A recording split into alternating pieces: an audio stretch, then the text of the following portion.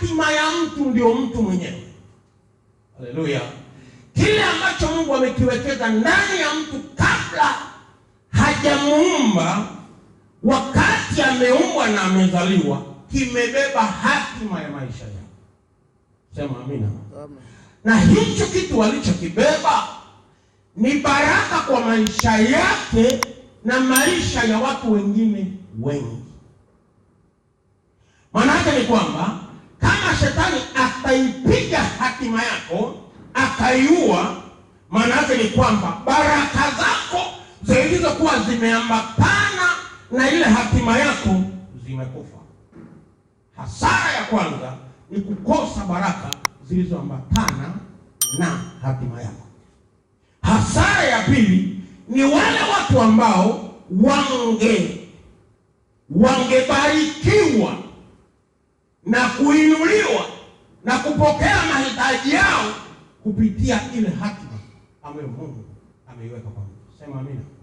Na Mungu ameweka kila alichokiweka ndani ya mtu kwa ajili yake na kwa ajili ya watu wengine. Yusufu ameota ndoto, ndani yake kuna neema ya kufasiri ndoto. Alifasiri ya kwake kwanza, na akaja akafasiri ndoto ambazo zimekuwa uhai wa maisha ya watu wengi. Sema amina. Amen. Haleluya. Amen. Njaa ya miaka 7 iliyopiga dunia ingekuwa haina matokeo ya watu kula chakula kama ndoto za Yusufu isingetimia.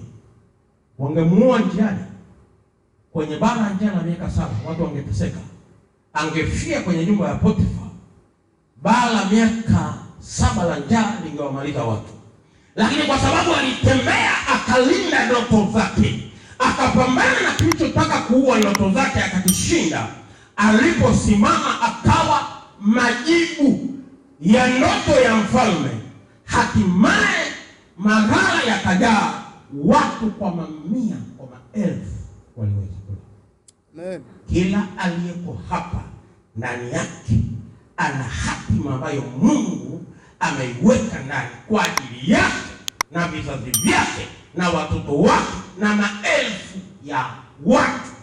Anachokifanya shetani, aiue hiyo hatima, aiue hiyo ndoto, aiue kile chanzo cha kimungu alichoweka ndani, akiue, ili kikifa iwe hasara kwako na kwa mamia ama maelfu ya watu ambao wangebarikiwa